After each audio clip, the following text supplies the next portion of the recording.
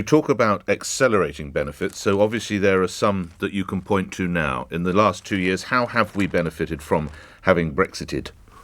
Well, I think that the biggest single benefit came in the form of the vaccination programme, where we were able to use our domestic regulation system to act more quickly in terms of both procuring vaccines, but also then getting them safely licensed for use than the EU. But it's also the case that we've been able to introduce a raft of free trade deals, over 70 of them, including the headline ones with Australia and New Zealand, and the fact we've opened negotiations with India, which is an enormous trade market, the fact we've been able to scrap EU freedom of movement and have our own Australia-style points-based system. That's a huge step forward. But it's also then that we've been able to get rid of some of the more ludicrous red tapes, things like the tampon tax, which we've been able to scrap, or the fact we've been able to reform alcohol duty. These are examples of Britain being able to do things better on our own. That's why we left the EU.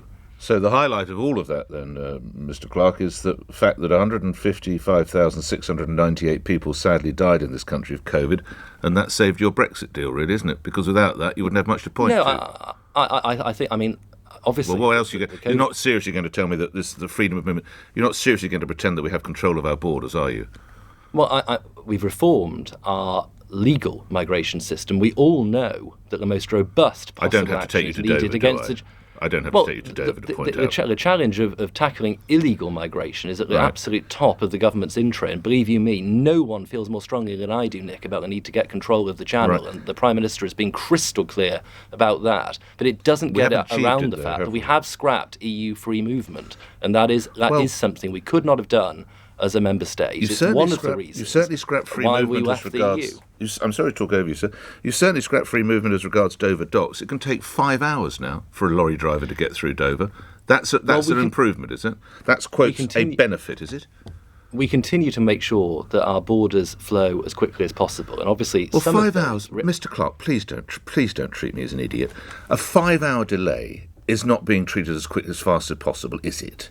Well, is that what the good people of Middlesbrough South and East Cleveland voted for? Truck drivers stuck for 5 hours. They voted overwhelmingly to leave the European Union, something which I fully support and respect. And the reality is that we continue to work to refine our border processes so it can be as smooth as possible. Some of those decisions, and of course this is what we're working on in the context of the Northern Ireland Protocol, reflect the stance of the European Union, which we of course don't control.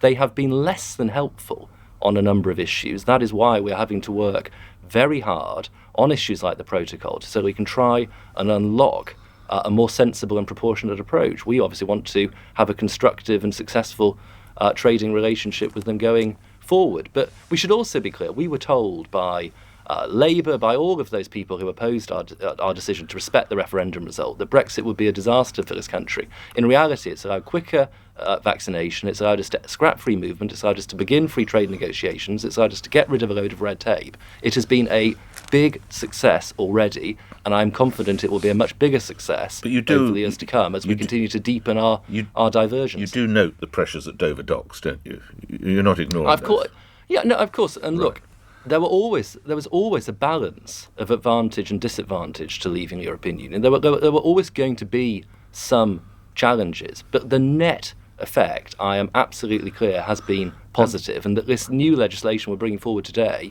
will allow us to go further.